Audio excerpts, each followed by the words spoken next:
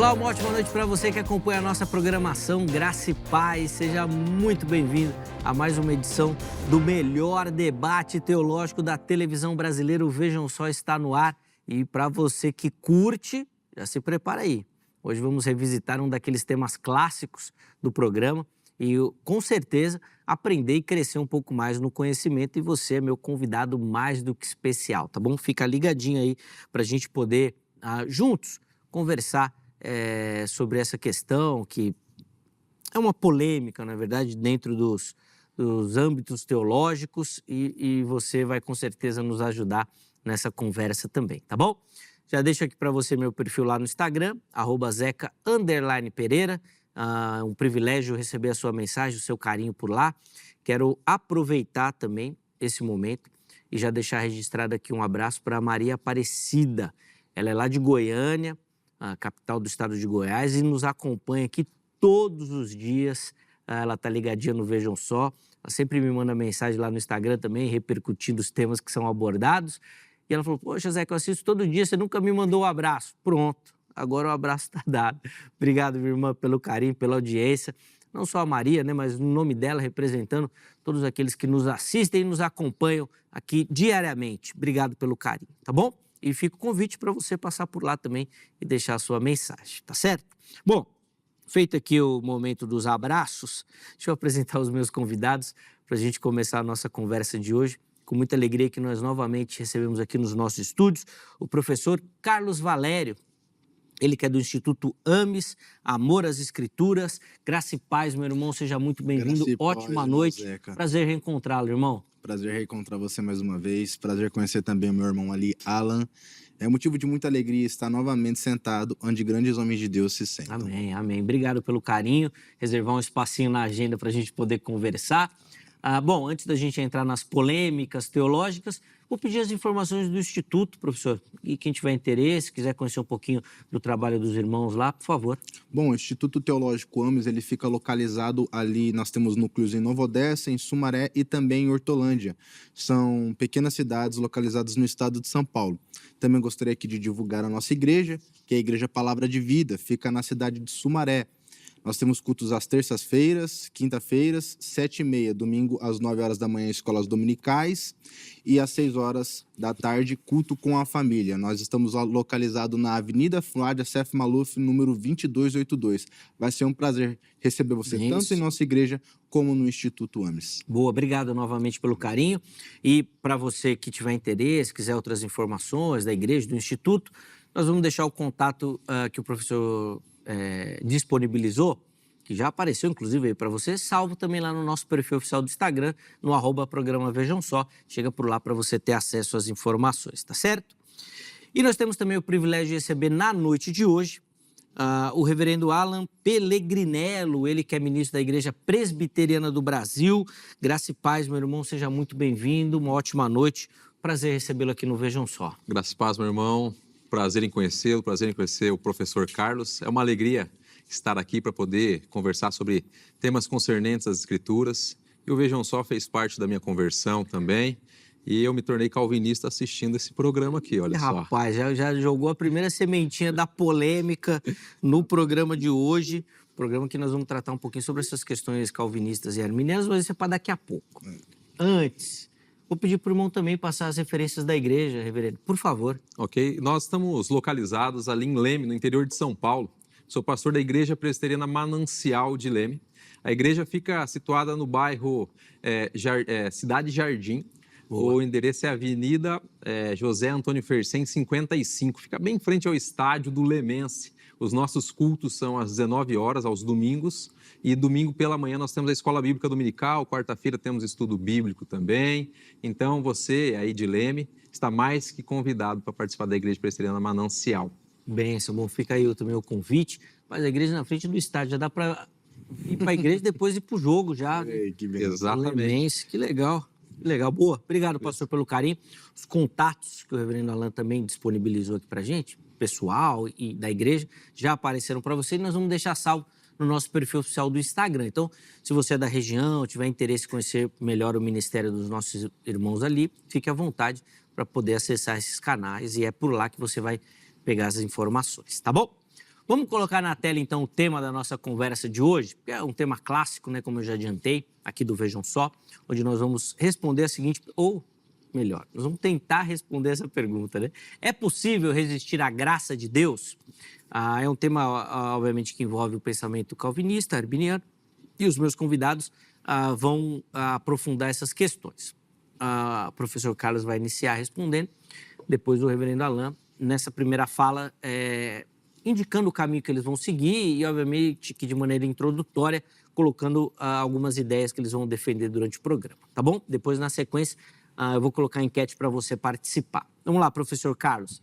Como é que o irmão responde a nossa pergunta? É possível resistir à graça de Deus? Bom, Zeca, primeiro, sem sombra de dúvidas, nós cremos que a graça de Deus é ela que salva o homem. Nós não temos dúvidas nenhuma de que nós somos salvos pela graça. E o que é a graça? É o favor de Deus. Eu creio que, embora existam tipos de graça, provavelmente o irmão crê nisso, nós estamos falando aqui da graça salvadora, aquela que nos salva. A questão não é se nós somos salvos ou não pela graça, mas se existe a possibilidade de o homem existir essa graça. A Bíblia nos apresenta essas duas visões, que tanto é a graça que salva, mas que também existe a ação humana em responder de forma positiva ou de forma negativa. Nós provavelmente entraremos aqui na questão arbitrária, mas se nós negarmos a questão arbitrária, eu costumo dizer que nós estaremos negando, então, as Escrituras, porque nós temos Deus chamando os homens para perto dele e nós temos homens respondendo de forma positiva e homens respondendo de forma negativa. É esse mesmo chamado que é feito tanto para o público A, para o público B. Ambos têm a possibilidade de responder ou positivamente ou negativamente. Então, eu estarei defendendo isso aí, que nós podemos, sim, resistir à graça de Deus. É possível falar que é um pensamento sinergista, professor, ou não? Sim. Tá bom. Beleza. Vamos lá, reverendo Alain, quero te ouvir, então. É possível o homem resistir à graça de Deus? Bom, como nosso irmão aqui em Cristo, professor, trouxe, existe para nós aqui, presbiterianos, calvinistas, que a graça, ela não existe só um tipo de graça, existe a graça comum e a graça especial, a graça específica, o chamado eficaz, né? Então, assim, eu vou defender a tese que não tem como resistir à graça de Deus, porque o homem, ele está morto em seus delitos e pecados. Então, olhando aqui, não tem como nós pegarmos de forma estanque só a graça irresistível. Nós precisamos ver também a condição humana. E o homem morto em seus delitos e pecados, ele não tem volição positiva ao Senhor. Então, ele precisa ser regenerado para que ele possa ter uma volição. A gente tem que entender que a graça irresistível, ela é diferente da graça comum, que a gente sabe que a chuva cai sobre os justos e injustos, e também existe o chamado externo, que com certeza o que o irmão faz, o que os pastores da igreja fazem todo domingo, que é anunciar o evangelho, esse é um chamado externo, mas a graça irresistível, o chamado interno, a iluminação só pode vir através da regeneração. E o homem regenerado, com seu chamado eficaz, a graça se torna irresistível, porque ele começa a olhar a cruz do Calvário, começa a olhar o Senhor Jesus Cristo, e ele é levado até lá. Tanto que o próprio Jesus, ele diz que aqueles a quem o Pai enviou, ele não apartará de suas mãos, então ele não sairá do Senhor. Então ele foi chamado de forma eficaz. E esse chamado eficaz, a graça, ela é irresistível. Então, como o homem está morto, ele então não tem volição. Então, nós cremos também que existe esse chamado externo que muitos ouvirão, mas só aquele que foi eleito, predestinado e recebeu a iluminação, a regeneração, ele aceitará essa graça de forma inevitável. Então, a graça é irresistível. Então, a minha resposta é não tem como o homem resistir à graça. O Sproul trabalha bem com essa ideia, né, da graça eficaz, assim, né, para aqueles que a graça chega, ela cumpre todo o seu objetivo, e para aqueles que não, ela é disponibilizada, mas ela não é eficaz. Exato. Ele vai trabalhar bem nessa questão aí. Bom, deixa eu colocar a enquete aí para você participar. É um tema polêmico, eu tenho certeza que vai ter um engajamento grande lá nas nossas redes sociais sobre o assunto. Sempre desperta muitas paixões, né? Então vai lá e participe, vote, comente, compartilhe e fica à vontade, tá bom? A gente quer o seu apoio na construção intelectual aqui do programa. Então, primeiro, respondendo a nossa enquete, @programa Vejam Só, é por lá que você o faz. Vamos colocar na tela aí a enquete que a produção preparou? A pergunta é o seguinte, ó. ela vem na mesma linha do programa, né? A graça de Deus pode ser resistida? Vamos ver as opções. Primeira opção, sim, o homem pode resistir. Segunda opção, não, a graça é irresistível. E a terceira opção, tema complexo, o famoso não sei. Então, se você não sabe, você vai lá e responda a essa pergunta, tá bom? E depois, inclusive, você pode comentar justificando a sua escolha também. Nós vamos tentar pegar alguns desses comentários, mas no final a gente volta para ver a porcentagem da enquete, tá certo? Vamos lá, professor Carlos, quero devolver a palavra ao irmão, que já vai poder, obviamente, a partir da introdução aqui do reverendo Alain, colocar suas observações também e a forma como o irmão lê as escrituras, né? Por favor. Bom, o irmão aqui claramente ele disse que o homem ele é regenerado antes de ir ou não para Cristo. Nós não cremos que o homem ele é regenerado primeiro, né? O tema aqui não é se o homem ele é regenerado antes ou depois de crer. Mas se nós fôssemos falar disso, obviamente nós não negaríamos. Na verdade, o arminianismo ele não nega a depravação total.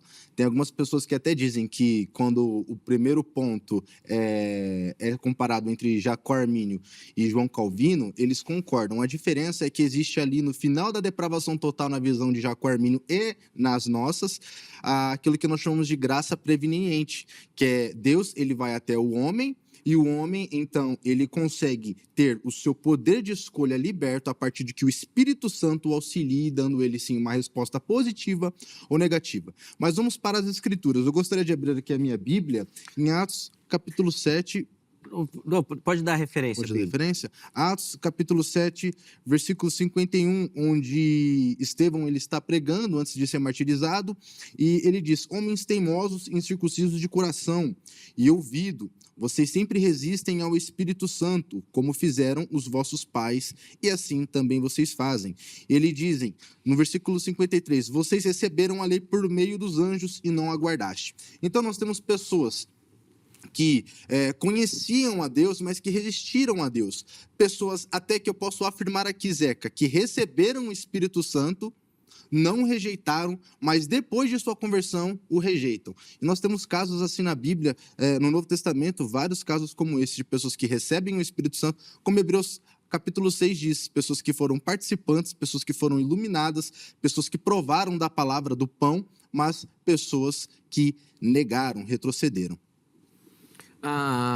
O irmão falou da questão da dinâmica aí salvífica, né, soteriológica do pensamento arminiano. A graça alcança a todos para libertar o arbítrio ou não?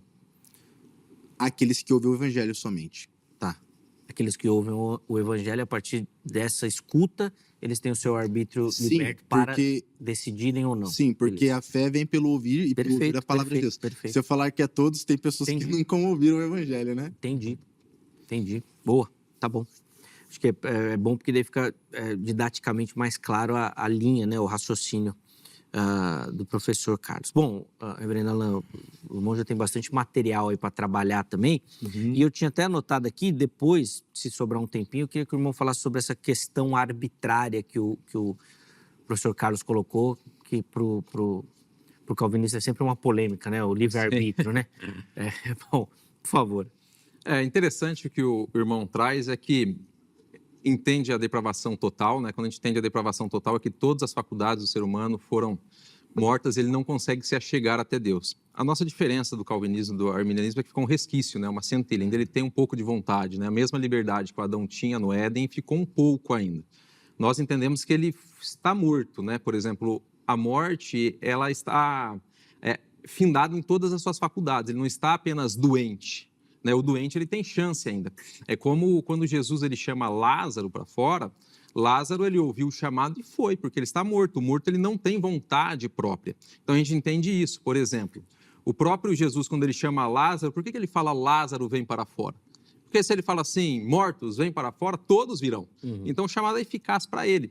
Outra coisa que a gente precisa entender é que assim, quando a gente olha Hebreus 6, o 4, 6, eu quero ler só para a gente ver todo o conteúdo aqui. Ele fala assim, é impossível que aqueles que uma vez foram iluminados, como o irmão trouxe, provaram o dom celestial e se tornaram participantes do Espírito Santo e provaram a boa palavra de Deus e os poderes do mundo vindouro e caíram sim, é impossível outra vez renová-lo para o arrependimento, visto que de novo estão crucificando a si mesmos, o Filho de Deus expondo a ignomínia, a vergonha, continuando ali. Então assim, Hebreus 6, 4, ele está falando exatamente daqueles que ouviram a mensagem, como o irmão trouxe aqui. A mensagem foi levada para eles. Quando a gente vê aqui que eles eram participantes do Espírito Santo, ele fazia parte da comunhão. Eles provaram, como dentro da igreja de várias pessoas, provaram do corpo de Cristo.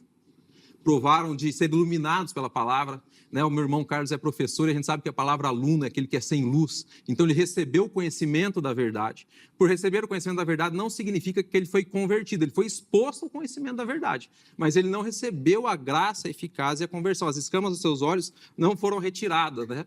Como o irmão trouxe aqui a questão da ordem de salutis, né? A ordem de salvação, nós entendemos que para o homem ter fé, ele precisa ser regenerado primeiro. Porque ele não consegue ver, porque ele está morto. É como se ele estivesse no fundo do mar. Deus vai lá e tira ele, porque ele está morto.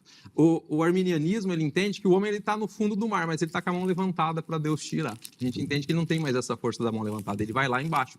Quando a gente vê o livro de Hebreus aqui, o escritor, a gente vai ver lá em Hebreus 11 os heróis da fé, não é verdade? Ele está usando exemplos bons, os heróis da fé. Está usando lá Abraão, usando o próprio Adão, usando Abel, né? A gente vê ele usando exemplos bons, e aqui ele está usando exemplos ruins, pessoas que foram aqui, quando ele fala que eles provaram da boa palavra, e fala que eles tiveram o dom celestial, e foram participantes do Espírito Santo, essa palavra participantes do grego é uma palavra de companheirismo, que andaram junto com o Espírito Santo. Por exemplo, quem foi companheiro do Espírito Santo, fez obras através do Espírito Santo, mas nunca foi salvo? Judas Iscariotes. Ele não estava na missão dos 70? Tá. Ele não curou? Ele não falou, as pessoas, os demônios eram expelidos no poder do seu nome? Judas estava ali, ele era coparticipante do Espírito Santo, o Espírito Santo caminhava junto com ele, só que vai acontecer uma coisa, no final dos tempos, alguns vão chegar para Jesus e falar assim, expulsei no seu nome, preguei no seu nome, vai falar assim, aparta de mim, porque eu não te conheço. Por quê? Porque eles eram coparticipantes, eles eram companheiros. Quando a gente fala de comunhão, por exemplo, tem irmãos que fazem parte da comunhão da igreja, mas eles não estão salvos. E uma coisa interessante, o arminianismo entende que existe a salvação, a perda da salvação. Claro que a graça ela entra nisso. Só que ele fala aqui uma coisa muito interessante. Ele fala assim, aquele que caiu é impossível outra vez renová-lo. Então, o arminianismo ele crê na predestinação apenas da condenação, porque ele caiu e ele não tem mais como ser regenerado. Daí a gente entende aqui que esse daqui é como aqueles que blasfemaram contra o Espírito Santo. Ele ouviu de forma arbitrária, ele não quer, entende? Ele ouve e ele se distancia de Deus, como o próprio Judas, né, que se distancia de Deus. Ele esteve com Jesus, ele esteve perto de Jesus, mas mesmo assim ele é o filho da perdição, porque ele não recebeu o chamado eficaz, a graça inevitável, né, e a graça irresistível. Porra, rapaz, tem coisa, hein? Vai lá, cara, não vou nem comentar nada. Eu gostaria de fazer uma pergunta para o irmão, pode? Ué, o que é apostasia, irmão, na sua visão? Apostasia, de forma bem simples, é se afastar. Se afastar do quê? Se afastar da presença do Senhor. Se afastar da presença do Senhor. Então não seria um abandono da fé? Pode ser também um abandono, um afastamento, um distanciamento. Porque, veja, que em Hebreus capítulo 6, versículo 6 diz, e caíram. Caíram do quê? Na opinião do irmão. Distanciaram, se afastaram. Se afastaram do conhecimento. Simplesmente isso. Mas não da salvação. Mas não da salvação. Mas como que você cai de algo que você nunca esteve? Existe essa possibilidade? Eu caí de algo que eu nunca estive? Sim. Eles caíram, por exemplo, Judas. Judas, ele creu. Judas, ele participou. Mas em algum momento ele caiu.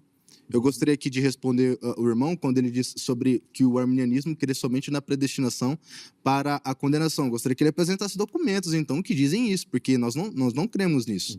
Nós não cremos nisso, nós cremos no que o texto diz, que as pessoas foram iluminadas, que elas receberam de Deus e foram participantes do Espírito Santo e caíram. Esse texto aqui, até nas visões de próprio F.F. Bruce, um calvinista muito adorado pelos irmãos calvinistas e até mesmo por mim, eu gosto muito de F.F. Bruce, ele mesmo disse justamente isso, que eles professaram uma fé.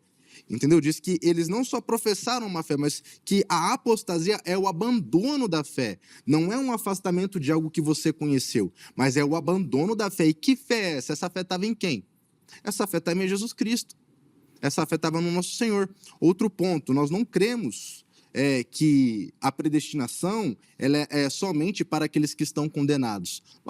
Nós cremos também na predestinação daqueles que são salvos. A questão é de que forma eles foram predestinados. Na visão do irmão, eu não vou usar aqui a palavra fatalismo nem determinismo para não ofender, mas na visão do irmão é um decreto baseado na livre escolha de Deus. Para nós existe a predestinação, mas é a predestinação, conforme Pedro disse, que é baseado na presciência. E nós não cremos que aquilo que Deus conhece é necessariamente aquilo que ele determinou, que ele rabiscou ou que ele escreveu na história.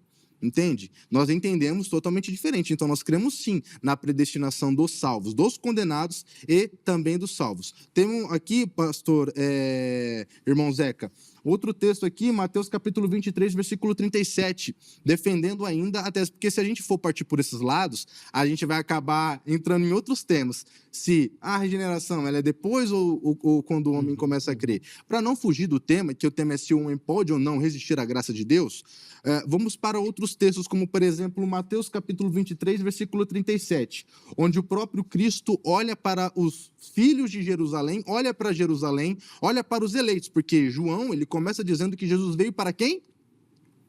Para quem que Jesus veio, irmão? Veio para os eleitos, para os filhos de Deus. Mas e eles fizeram o quê? Eles não quiseram, eles recusaram. É isso que está escrito, mas todos quanto creram, ele lhes deu a dádiva de ser chamados filhos de Deus. Indo para Mateus capítulo 23, versículo 37, conectando com esse texto de João, Jesus Cristo olha para Jerusalém e diz: quantas vezes quis eu ajuntar teus filhos, vocês, e vocês não quiseram. Então nós temos aqui pelo menos alguns pontos. Primeiro, há uma vontade expressa de Cristo. A vontade de Cristo, ela é sempre feita? Nós vemos que não. Porque a vontade dele é que todos cheguem ao conhecimento da salvação, e nem todos são chegos. A vontade dele aqui em Mateus capítulo 23, versículo 37, é de que ele queria juntar os seus filhos. Ele chama de que eu quis juntar vocês como uma galinha junto aos seus pintainhos, mas vocês não quiseram. Para concluir, pastor, para a gente passar a palavra. Segundo ponto, nós vemos aqui uma recusa humana. Então o texto mostra claramente um desejo de Deus sendo rejeitado. Um desejo de quem? Do seu próprio povo, aquele que ele chama de seu, aquele que eu não afirmei, mas o próprio irmão aqui afirmou, que eram os eleitos, Israel. Vamos lá, reverendo, por favor. Então, quando eu disse que Jesus veio para os eleitos, significa que o seu sacrifício ele é para todos aqueles que creem. Então, por exemplo, quando ele fala que ele queria juntar como seus pintainhos, pode ser um desejo dele, não significa que ele não juntou depois. O texto não termina aí, não é verdade? Quando a gente está em Mateus 23, o irmão até poderia usar o Mateus 22, que fala das bodas, que ele chama, e alguns não vão, não é verdade? Mas alguns arminianos usam esse texto, mas não termina no versículo 14, dizendo assim, porque muitos são chamados. Mas quem que vai? Mas poucos são escolhidos. Quem são escolhidos? Aquele que recebe a graça do Senhor de forma eficaz, aquele que recebe a graça irresistível do Senhor. Então, assim, é proclamado. A gente vê, por exemplo, quando Paulo está pregando para Lídia, quem que abre o coração de Lídia? É a pregação do Paulo? Não, Deus ele abre o coração de Lídia. Então, assim, o homem ele tem a livre vontade de não aceitar, mas Deus não tem a livre vontade de querer fazer o homem ser salvo, e se Deus tem essa vontade, ele vai fazer, porque assim, existem atributos que Deus ele não divide com o homem, e um desses atributos é a onipotência. Então, se o homem ele consegue resistir a Deus e falar assim, eu não quero ser salvo, então o homem está se sentando no trono e dizendo assim, eu sou mais poderoso do que Deus, porque eu tenho poder até mesmo de resistir o Senhor de toda a terra. Se a gente vê, por exemplo, Daniel, capítulo 4, versículo 35, até mesmo o Deuteronômio, capítulo 4, versículo 35, os dois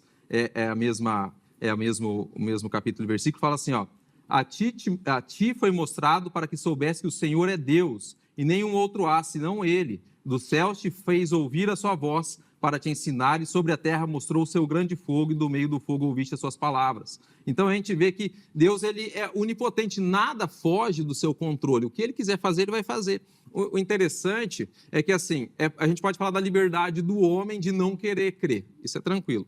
Mas a liberdade de Deus de querer salvar, isso parece ruim.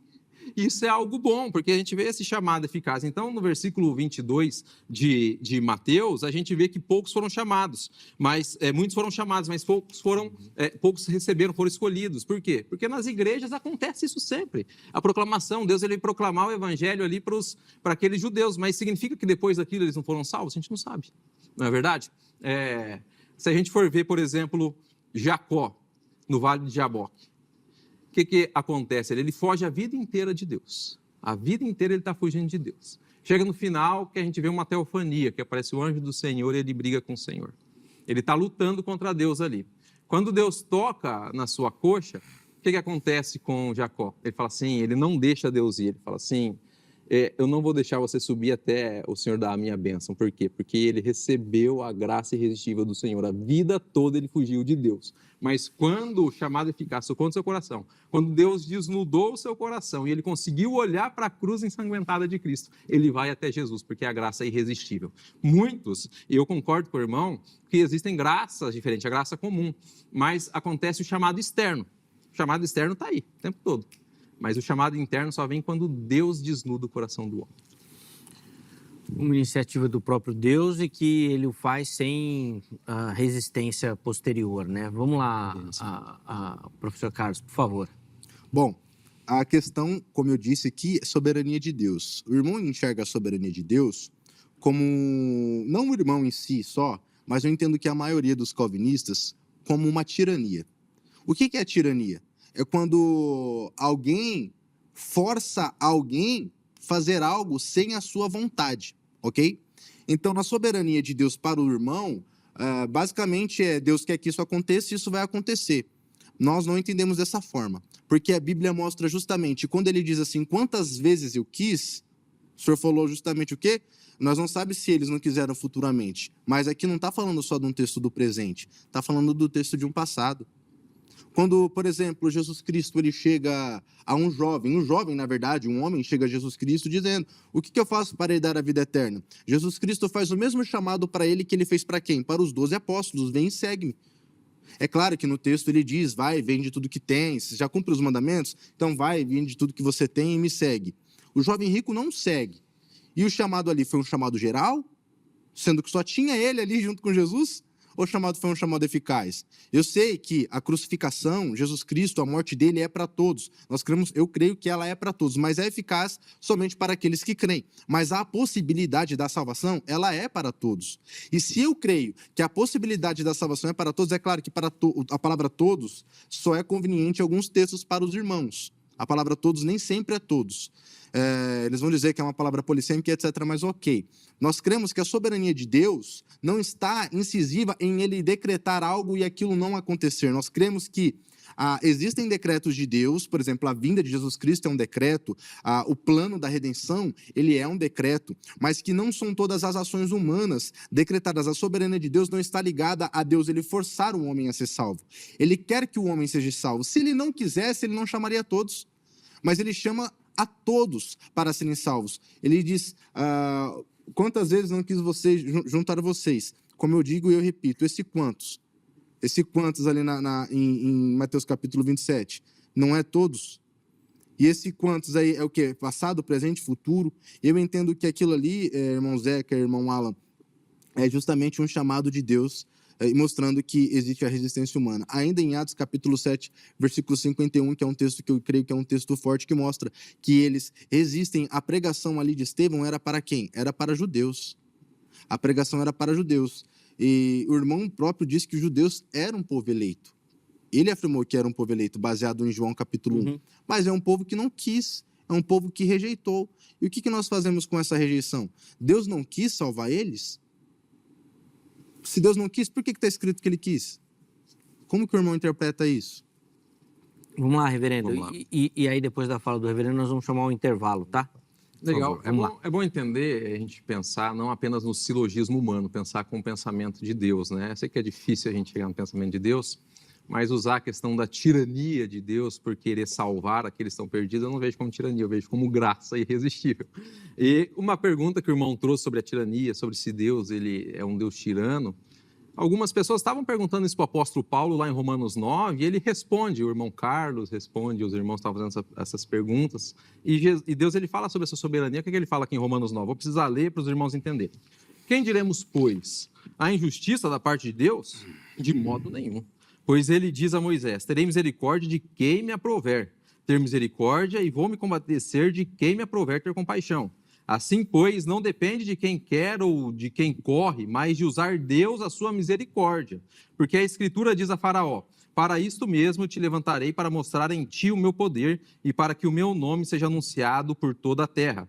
Logo tem ele misericórdia de quem quer e também endurece quem lhe apraz. E quando a gente vê um pouquinho antes aqui, a gente vê já desde a barriga de Rebeca, da barriga de Sara, ele fala assim, ó, e não somente ele, no versículo 10, e não ela somente, mas também Rebeca, ao conhecer de um só, Isaque, nosso pai, e ainda não eram os gêmeos nascidos, nem tinham praticado o bem ou o mal, para que o propósito de Deus quanto à eleição prevalecesse, não por obras, mas por quem ou por aquele que chama. Já fora dito a ela, o mais velho será servo do mais novo, como está escrito, amei Jacó, porém aborreci Esaú.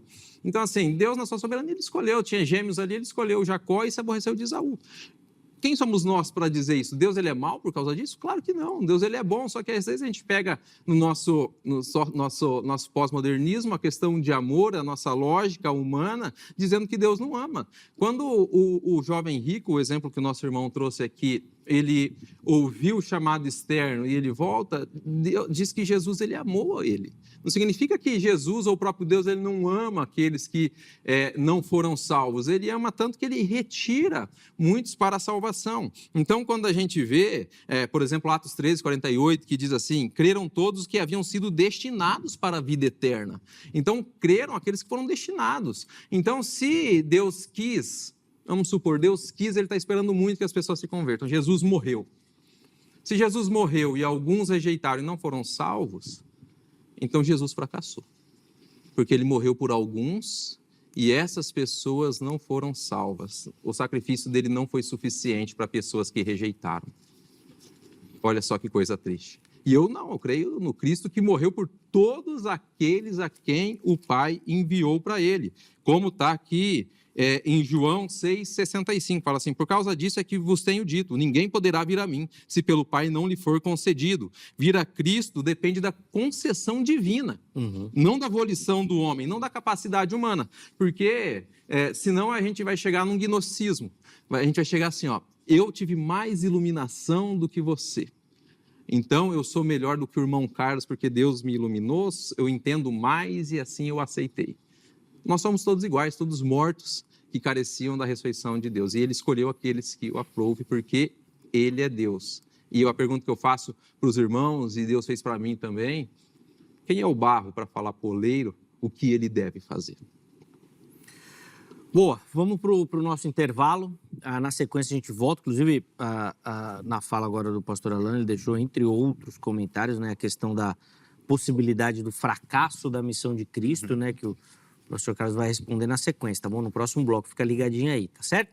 Antes do intervalo, deixa eu colocar aqui na tela para você o telefone da Agrade, Academia Teológica da Graça de Deus, que é a nossa parceira aqui no Vejam Só, e que nós indicamos para você que quer estudar teologia, quer se aprofundar no conhecimento das Escrituras Sagradas, quer se preparar para responder esse chamado que Deus tem na sua vida, procure pela Agrade. Código 11 3115 0819. 11 3115 0819. Anota ou tira uma foto aí do monitor, da tela, para você poder amanhã, horário comercial, ligar e tirar todas as suas dúvidas com a secretaria da Agrade, tá bom? Além disso, redes sociais da HIT aqui para você conhecer toda a emissora, a nossa programação, todo o conteúdo que a gente produz aqui, sempre pensando em você e em toda a sua família, tá bom? Intervalo rápido, Vejam Só vai. Na sequência, nós já estaremos de volta.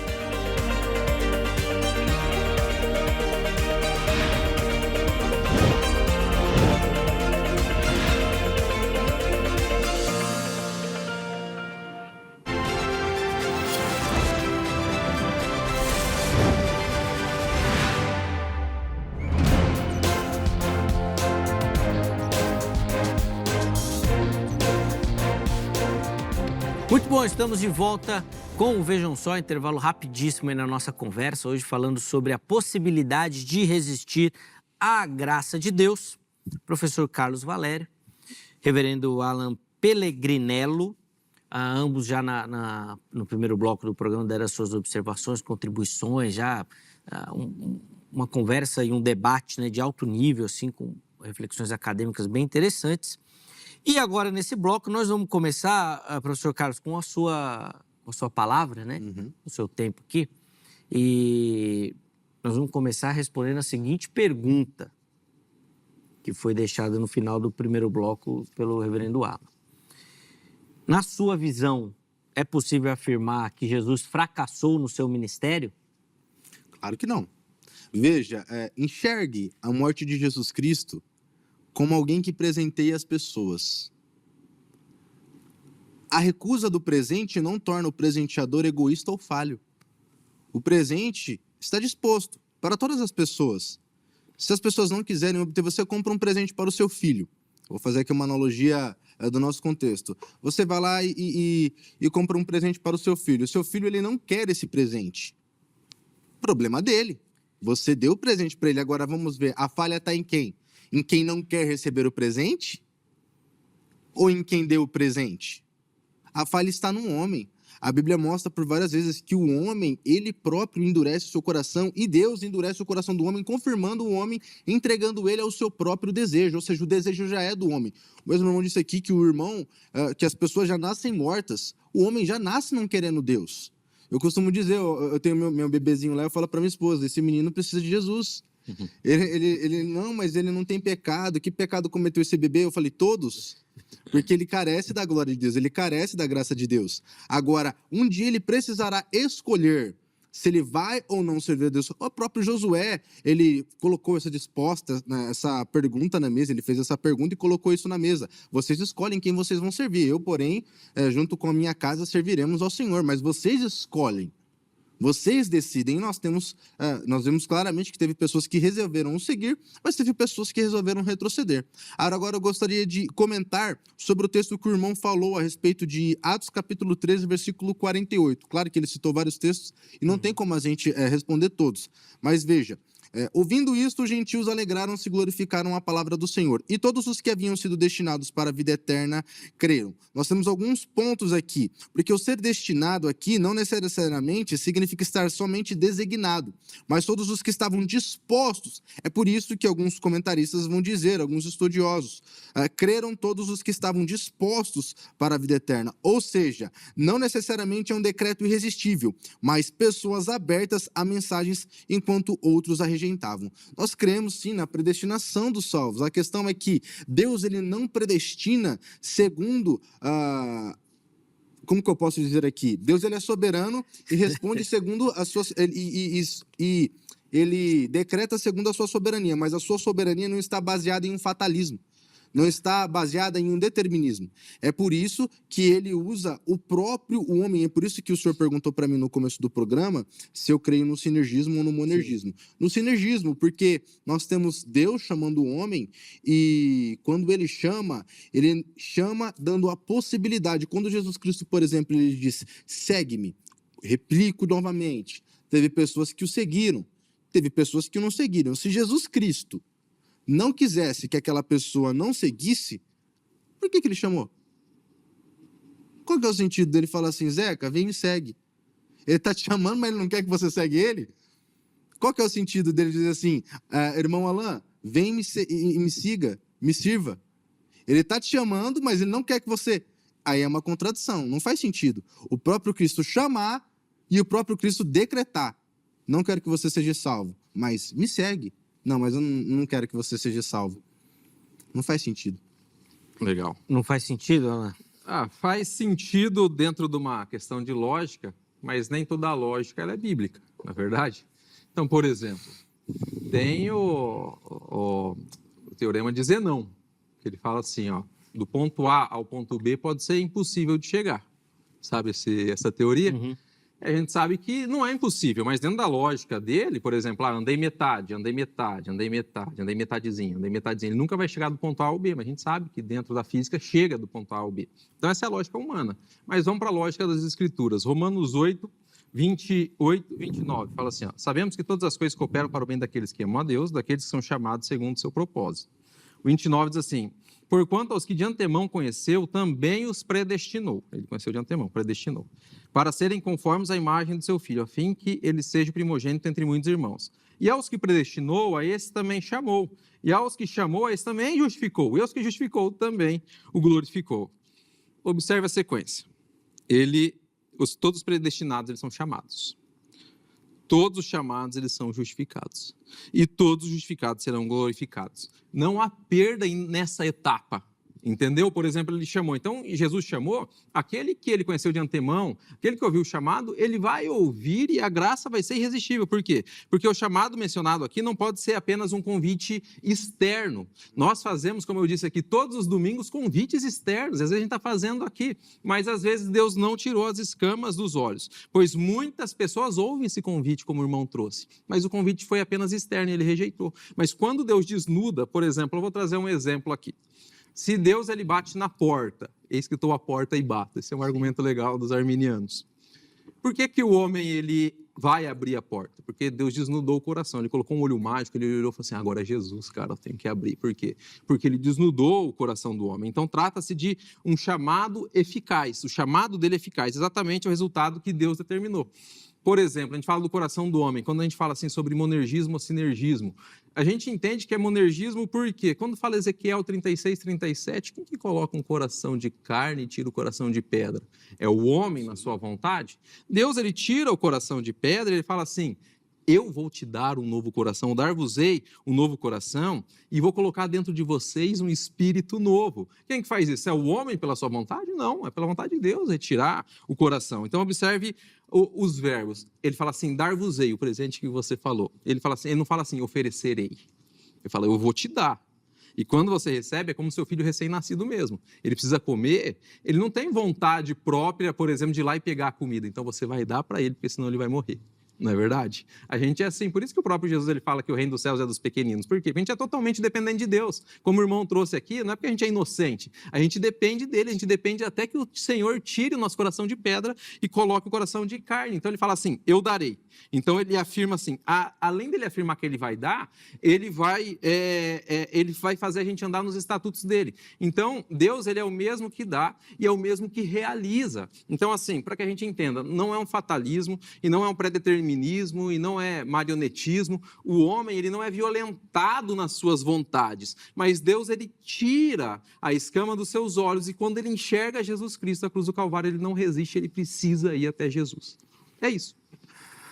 Aí, professor Carlos, é isso. Ficou fácil agora. Não, mas para nós entendermos aqui. Então, quando Jesus Cristo, ele disse para o próprio jovem lá, segue-me, foi um chamado externo? A gente não sabe se depois ele se converteu. Pode ter sido naquele momento, então naquele momento é um chamado externo. A gente não sabe se ele se converteu, porque assim, se fosse um chamado eficaz, naquele momento mesmo ele seria convertido, né? Por exemplo, Efésios 2, versículo 1, ele fala assim, ele vos deu vida estando vós mortos em vossos delitos e pecados, nos quais andaste outrora segundo o curso deste mundo, segundo o príncipe da potestade do ar, do espírito que agora atua nos filhos da desobediência. Então o filho, o jovem rico, ele andava em conformidade aqui. Por quê? Porque ele chama o mestre, bom mestre, eu cumpro todos os estatutos. E quando Jesus ele fala que ele não é bom, que Deus é bom, até outro debate para outro dia, mas quando ele fala que ele não é bom, que só Deus é bom, ele está querendo dizer para o jovem rico, cara, se ele fala que o próprio Jesus, ele é bom, o jovem rico vai falar assim, eu também sou bom, porque eu cumpro todas as coisas. E Jesus fala assim, negativo, vende tudo que você tem e me segue. Por quê? Porque ele está aqui, ó, nos quais andaste outrora segundo o curso deste mundo. Ele não está seguindo o curso do Senhor. Por quê? Porque ele fala assim, entre os quais também todos nós andamos outrora. Eu, o irmão Zeca, nós andamos outrora segundo as inclinações da nossa carne. Depois, fazendo a vontade da carne e dos pensamentos, nós éramos, por natureza, filhos da ira, como também os demais. Então, assim, nós éramos filhos da ira. Então, assim, a graça ela é irresistível. Ela é irresistível tanto para aqueles que são chamados e também a carne ela é irresistível tanto para aqueles que são filhos da ira. Ele não consegue ir se Deus não der a fé para ele. Não fizer. Ô, Thomas, vamos só recuperar o tempo aqui do professor Carlos, que ele fez a pergunta. E Eu não quis interromper, né? Não, mas tranquilo. Desculpa, você pode ir. Não, e foi bom porque daí ele conseguiu responder, colocar Sim, tudo na eu cortei cortina. o Agora a raciocínio. gente volta aí Beleza, e recomeça aí contigo. Vamos lá, Carlos, Então, por favor. vamos lá. O mesmo termo grego, a mesma palavra grega em Efésios, quando diz que éramos filhos da ira e etc., nos mostra que nós estamos escravos. Escravos.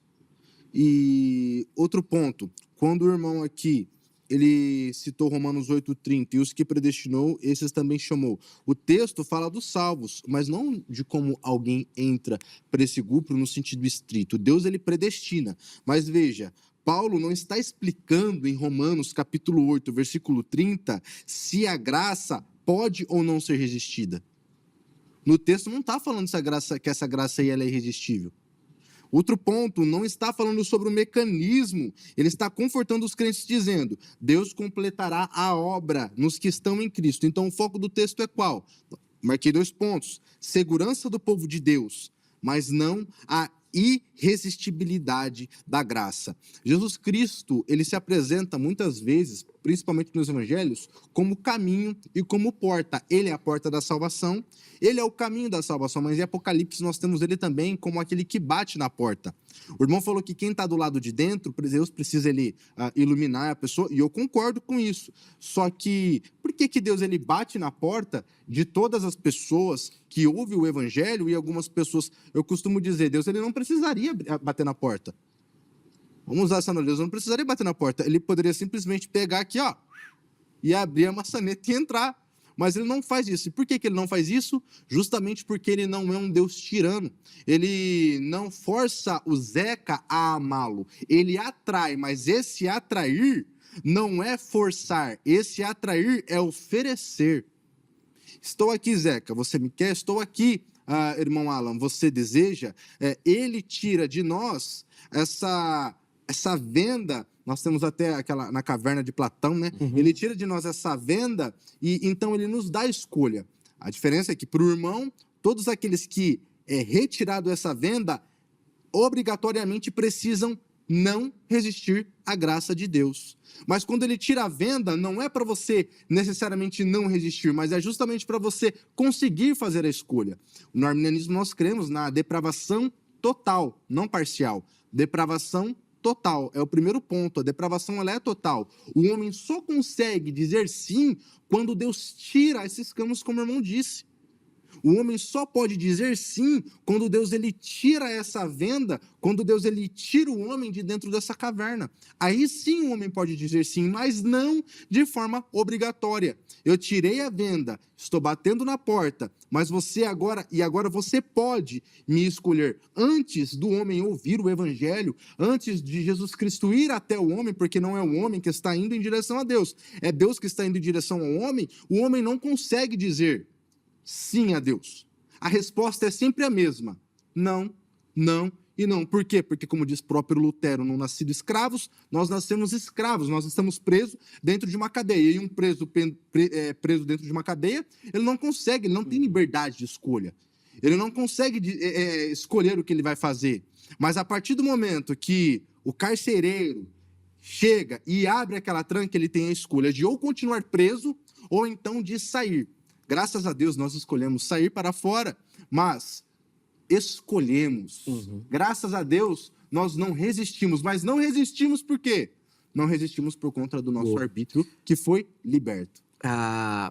Reverendo Alan, vai ser a sua última fala, né, de debate, vamos dizer assim, porque depois cada um dos irmãos vai ter um tempinho para as considerações finais e conclusão, tá bom? Então, por favor, pode tecer as observações aí. Pensa, as escrituras não diz que a gente está encarcerado, ele fala que a gente está morto nos nossos delitos e pecados. Foi só uma analogia de Lutero. Não, tranquilo.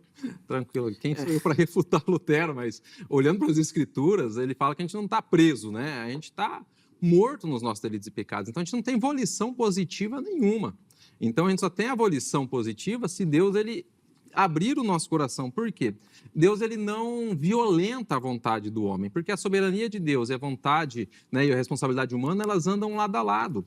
Ó o que fala Filipenses 2, versículo 13. Porque Deus é quem efetua em vós tanto o querer, o Deus efetua o querer de buscá-lo, e Deus que efetua também o realizar segundo a sua boa vontade. Então, assim, Deus ele efetua o querer como o realizar.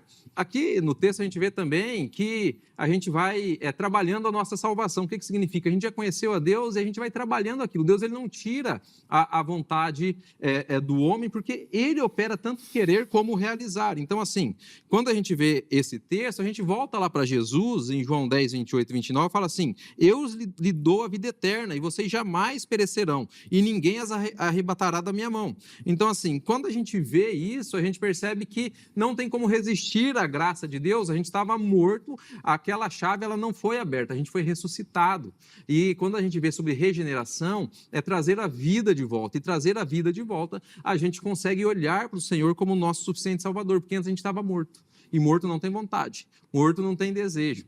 E outra coisa, é uma loucura a gente pensar, e eu não estou falando do irmão, mas eu estou falando na lógica agora, é uma loucura a gente pensar que o Deus onipotente, que é o Todo-Poderoso, que não divide esse atributo com ninguém, ele pode ser resistido por um homem que está morto espiritualmente, um homem impotente, poder rejeitar a Deus. Então ele está querendo dizer que ele tem mais poder do que Deus.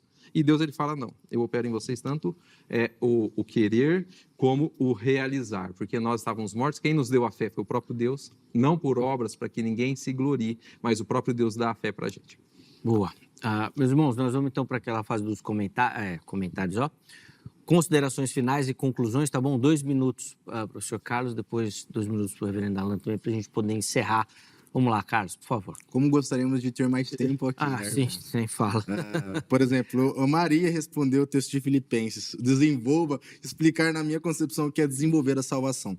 Mas como nós estamos nas considerações finais, eu gostaria aqui de primeiramente agradecer ao Zeca pela oportunidade de mais uma vez estar aqui para expor a boa e saudável teologia. O irmão aqui afirmou, e eu também afirmo, muita coisa acadêmica, muita coisa que eu aprendi não foi dentro de salas de teologia, mas foi assistindo debates.